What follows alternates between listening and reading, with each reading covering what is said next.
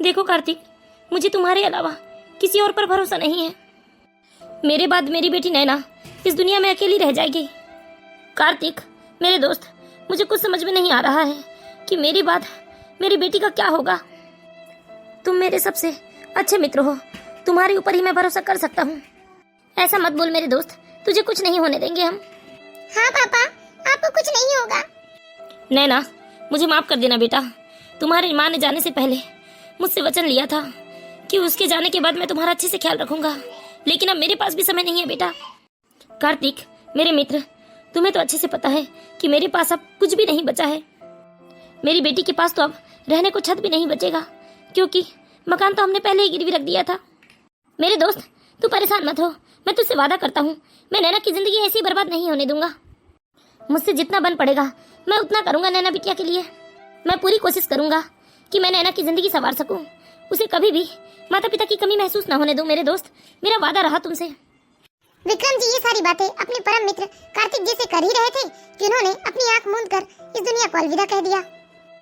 अब तो नैना का रो रो कर बुरा हाल हो गया कि अब नैना का क्या होगा। कार्तिक जी और विक्रम जी बचपन के ही पक्के मित्र थे। असल में विक्रम जी की दोनों किडनी फेल हो जाने की वजह से उन्हें अस्पताल में भर्ती किया गया था। विक्रम जी की सारी पूंजी उनके इलाज में लगा दी गई थी, लेकिन फिर भी विक्रम जी स्वस्थ नहीं हो पाए। करीब 3 साल पहले ही विक्रम जी की पत्नी गीता जी का एक सड़क दुर्घटना में देहांत हो चुका था।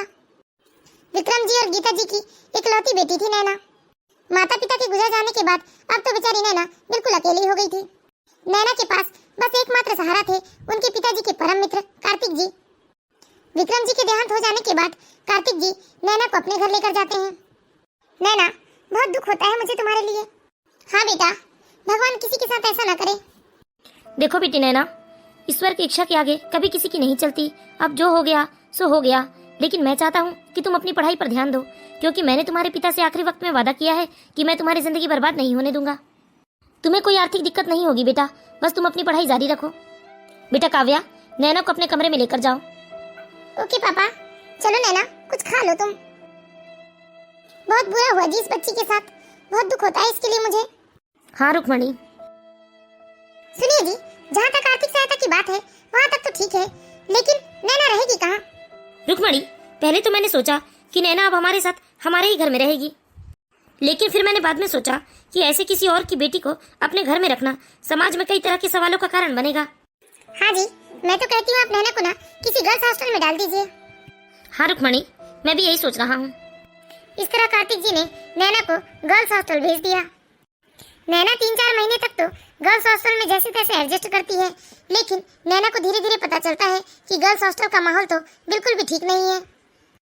हॉस्टल में कुछ लड़कियां बहुत ही बदमाश किस्म की थी और कुछ स्टाफ भी बहुत बदमाश था। हॉस्टल की लड़कियों और स्टाफ को ये पता चल चुका था कि नैना के माता पिता अब इस दुनिया में नहीं है, इसलिए वो लोग नैना को बहुत परेशान करने लगे थे। हाँ नैना बेटा, क्या हुआ? हेलो हेलो अंकल जी, मुझे यहाँ पर नहीं रहना है। यहाँ के लोग बिल्कुल भी अच्छे नहीं हैं, मुझे बहुत परेशान करते हैं यहाँ। प्लीज आप मुझे यहाँ से ले जाइए, मुझे कहीं और रख दीजिए, लेकिन मुझे यहाँ नहीं रहना। यहाँ का स्टाफ मुझे बहुत परेशान करता है। मैंने कई बार यहाँ शिकायत भी की, लेकिन यहाँ कोई किसी की शिकायत सुनने वाला नहीं है। ठीक है बेटा, तुम चिंता मत करो, मैं कल ही आता हूँ तुम्हारे हॉस्टल। क्या हुआ जी, नैना का फोन था क्या? हाँ रुक्मणी, बेचारी हॉस्टल में बहुत परेशान है। उसने 3-4 बार मुझसे शिकायत की है और मैंने भी आगे शिकायत किया, लेकिन फिर भी वो हॉस्टल बिल्कुल अच्छा नहीं है, बता रही है वो, और स्टाफ भी बहुत बदमाश है वहाँ का। हमारे शहर में तो एक ही हॉस्टल है, अब हम क्या करेंगे? कुछ ना कुछ तो हल निकालना होगा। मैं ऐसी नैना को वहाँ नहीं छोड़ सकता, मैं ही कुछ सोचता हूँ। कार्तिक जी ने बहुत सोचा कि वो नैना के लिए क्या करे। वो नैना को लेकर बहुत परेशान हो जाते हैं। बहुत सोचने के बाद कार्तिक जी ने एक बड़ा निर्णय ले लिया। कार्तिक जी ने सोचा कि वो नैना को अपने घर की बहू बना लेते हैं, क्योंकि बिना शादी के नैना को इस तरह से घर में रखना कार्तिक जी को उचित नहीं लग रहा था। इसीलिए कार्तिक जी ने फैसला किया अब वो अपने बच्चों और बीवी से पूछकर नैना को घर की बहू बनाना चाहते हैं। क्या आपका दिमाग तो नहीं फिर गया है? आप नैना से मेरे इकलौते बेटे की शादी करेंगे? देखो रुक्मणी, मैंने अपने परम मित्र से वादा किया था कि मैं नैना का बहुत अच्छे से ख्याल रखूंगा, और नैना को इस घर में रखने का एकमात्र तरीका यही है कि नैना को मैं अपने घर की बहू बना लूं। नैना अपनी बची हुई बाकी पढ़ाई यहाँ रहकर कर लेगी, ताकि वह सुरक्षित भी रहेगी और उसके ऊपर कोई उंगली भी नहीं उठाएगा। अरे ऐसे कैसे आप नैना को अपने घर की बहू बनाने का सोच सकते हैं और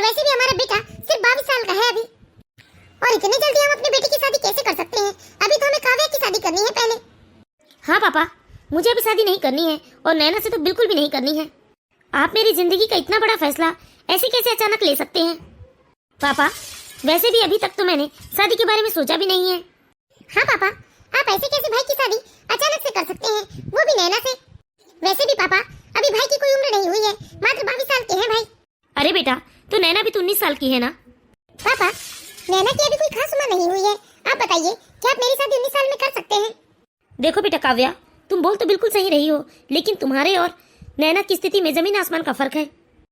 तुम अपने घर में सुरक्षित हो और तुम्हारे माता पिता तुम्हारी पढ़ाई पूरी भी करवा रहे हैं, और जब तुम्हारी पढ़ाई पूरी हो जाएगी तो पूरी जांच पड़ताल के साथ ही तुम्हें हम इस घर से विदा करेंगे। लेकिन नैना की परिस्थितियां भिन्न है बेटा, समझने की कोशिश करो तुम लोग। बेचारी नैना बाहर बिल्कुल भी सुरक्षित नहीं है बेटा, और नैना को यदि मैं ऐसे ही घर में लाकर रखूंगा तो लोग ना जाने कैसे कैसे सवाल उठाएंगे। लेकिन बेटा, नैना इस घर में अगर बहू बनकर रहेगी ना, तो उसकी तरफ किसी की निगाहें गलत नहीं होगी। देखिए जी, ये रिश्ता मुझे बिल्कुल भी मंजूर नहीं है। सुनिए जी, अतुल हमारा एक लौता बेटा है और करोड़ों का कारोबार है हमारा। लोग लाखों रुपए दहेज देकर शादी करने को तैयार बैठे हुए हैं, और आप चाहते हैं कि मैं खाली हाथ अपने घर में बहू बनाकर ले आऊं नैना को? अरे मुझे अच्छे से पता है कि कितने लोग हमारे अतुल को अपने घर का दामाद बनाने के लिए इंतजार कर रहे हैं और लाखों करोड़ों रुपए दहेज में देने को भी तैयार है। फिर मैं ऐसी लड़की को बिना दहेज के अपने घर की बहू कैसे बना सकती हूँ? आप एक काम कीजिए ना, अरे थोड़े बहुत रुपए लगाकर उसकी शादी आप कहीं और करवा दीजिए। अरे दूसरी तरह से भी तो आप उसकी मदद कर सकते हो ना, फिर उसे अपने घर की बहू बनाने की क्या जरूरत है आपको? देखो रुक्मणी, मेरे घर में रहेगी नैना तो मेरी छत्र छाया में रहेगी और उसकी पढ़ाई भी पूरी हो जाएगी। नैना की कोई अभी खास उम्र नहीं हुई है, और यदि मैं उसकी शादी अभी कहीं और करवा दूं तो क्या पता कल को उसके साथ क्या होगा, और फिर मैं कुछ कर भी नहीं सकता। और वैसे भी मैंने अपने दोस्त को वादा किया है और मैं अपना वादा तो जरूर निभाऊंगा। और अतुल बेटा, एक बात बताओ, क्या कमी है नैना में? नैना पढ़ी लिखी है, देखने दिखाने में कितनी सुंदर है, घर के काम काज करने में भी अव्वल है, और क्या चाहिए बेटा तुम्हें पत्नी के रूप में? और अतुल बेटा, मैं अपना फैसला नहीं बदलूंगा, और मुझे इतना तो विश्वास है कि तुम मेरे फैसले के खिलाफ नहीं जा सकते। लेकिन पापा। नहीं बेटा काव्या, एक बार तुम नैना की जगह अपने आप को रख कर देखो, फिर पता चलेगा तुम्हें कि नैना सच में कितनी तकलीफ में है, और हम लोगों के सिवा नैना का कोई और नहीं है इस दुनिया में। कार्तिक जी अपने फैसले में अड़िग हो जाते हैं, और ना चाहते हुए भी अतुल ने अपने पापा का फैसला स्वीकार कर लिया, क्योंकि अतुल ने सोचा कि आज नहीं तो कल उसे शादी करनी ही है। और ना चाहते हुए भी रुक्मणी जी और उनकी बेटी काव्या ने ये रिश्ता स्वीकार कर लिया। रुक्मणी जी और काव्या को नैना से बहुत हमदर्दी थी, लेकिन इतनी नहीं कि वो उसे अपने घर की बहू या भाभी स्वीकार कर सके। कार्तिक जी के फैसले से उनकी बेटी और पत्नी बहुत नाराज थी, और वह किसी भी सूरत में नैना को अपने घर की बहू या भाभी स्वीकार नहीं करना चाहती थी। लेकिन कार्तिक जी के सामने किसी की ना चली। कार्तिक जी ने अपने वचन को निभाने के लिए अपने इकलौते बेटे के साथ नैना का विवाह कर दिए। अब नैना कार्तिक जी के घर की बहू बन चुकी थी। नैना बहुत ही गुणवान थी, बहुत ही संस्कारी थी, वह घर के सारे काम बखूबी करती थी। लेकिन काव्या और रुक्मणी जी नैना को बिल्कुल पसंद नहीं करते थे। मैं अच्छे से जानती हूँ, काव्या और मम्मी जी मुझे बिल्कुल पसंद नहीं करते, लेकिन मैं क्या कर सकती हूँ, इसमें मेरी क्या गलती है? ये फैसला मेरा नहीं था, बल्कि अंकल जी का ही था, वही मुझे इस घर की बहू बनाना चाहते थे। मम्मी जी, कुछ चाहिए था आपको? अभी मेरे हाथ पैर सलामत है, मैं ले लूंगी। भाई, आपने इतनी जल्दी नैना को एक्सेप्ट कैसे कर लिया? देखो काव्या, सबसे पहली बात, मैं पापा के फैसले को इस तरह से ठुकरा नहीं सकता था, और वैसे भी आज नहीं तो कल मुझे तो शादी करनी ही थी, और नैना वाकई बहुत अच्छी लड़की है। अरे उस पर दया दृष्टि डालकर देखी जाए ना तो वाकई में वो बहुत अच्छी है, लेकिन बेटा उसे हम अपने इतने बड़े घर की बहू ऐसे कैसे स्वीकार कर सकते हैं? अरे तुम्हारे लिए एक से बढ़कर एक रिश्ते तैयार थे, जो लाखों रुपए दहेज देकर तुम्हें अपने दामाद बनाने के लिए इंतजार कर रहे थे।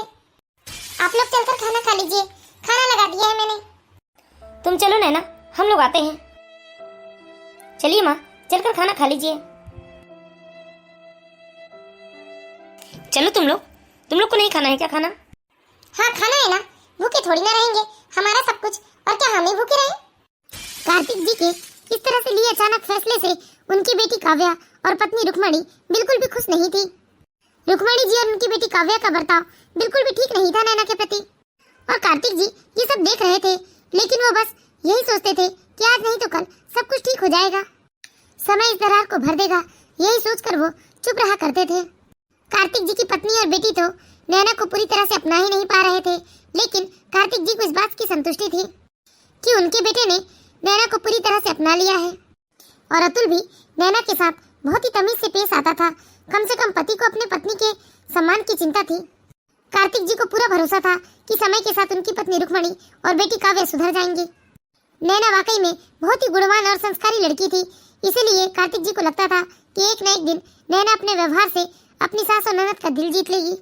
इसी तरह धीरे धीरे 2 महीने का समय बीत जाता है। एक दिन सुबह सुबह रुक्मणी जी अपने कान के बाले ढूंढ रही थी।